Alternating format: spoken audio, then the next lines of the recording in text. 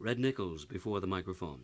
Red, it's most pleasant to have you here today because it gives us an opportunity to get down to some thoughts concerning such names as the Wolverines and Vic Burton. What does that recall to your mind? Oh, gracious, that recalls Indianapolis, Indiana, about 24, 25, when I heard the Wolverines with Vic Burton conducting the band with a drumstick.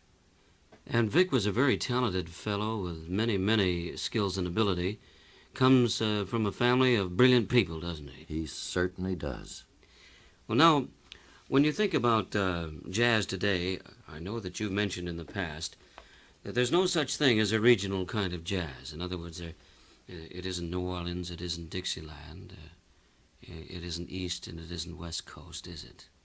That's my thinking, Leigh. After all, that's my belief and my thinking. It's like a person that has an education.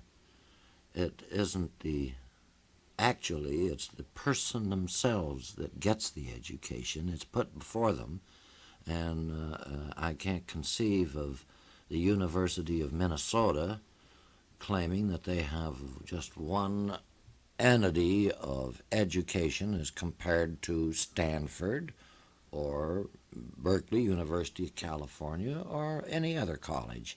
So when you peg regional things, I just don't. A person either plays or he doesn't. Do you think that, say, Dixieland is a misnomer as a term applied to jazz? Yes, I do. In what sense of the word? I think that the Dixieland spelled the regional part of the country where the original Dixieland jazz band came from. The original was put in front of the Dixieland because there were so many bands at that time below the Mason-Dixon line that said the Dixieland Jazz Band. So these boys put on the original Dixieland Jazz Band. It was a jazz band. It was like, King Oliver and his Creole Jazz Band. Identifying the territory they came from. Yes, or the color of their face. Well, is there such a thing as Chicago style? I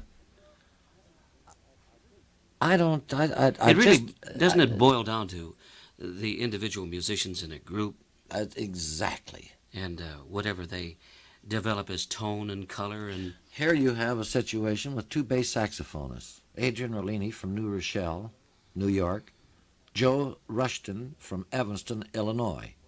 Now they both play that instrument very well. I mean, I've never heard anyone play better. So I consider those two standouts. Now, because Rushton comes from Illinois, is that Western jazz that he plays? And because Rollini comes from New York, is that New York jazz? That's a good question. But I'm kind of inclined to go along with the idea that jazz is identified with the groups that play it. That's right. Well, you and I stand on that particular proposition. Looking around and listening to show business today, I know you've been associated with so many different elements besides just music itself. Musicals like Girl Crazy and Strike Up the Band. You watch comedians come and go. You watch singers come and go, and instrumentalists too. Today in radio, since television came by, stole the thunder of our medium, we're struggling for a new kind of show business in this medium. And I know you've played a lot of fine radio show business, the Bob Hope Show. What do you think radio needs today? Radio needs live people all the way. That's musicians.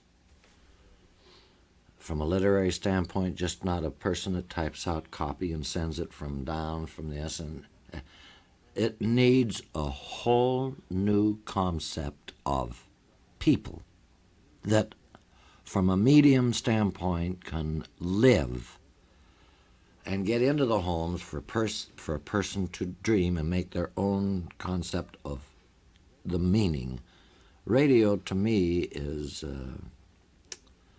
is the greatest medium we have. Television is persecuted because of the video and audio version. They don't care too much about audio in television. They care for video, the picture. And you must look a certain way, and you must have the eyebrows plucked to a certain degree, and everything in the person, the hair. Now, you've got one hair out of place, Leigh. Now, this is wrong for let's fix this so that it's anything but what it's supposed to be.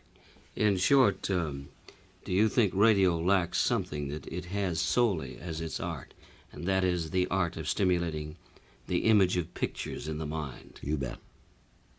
You bet.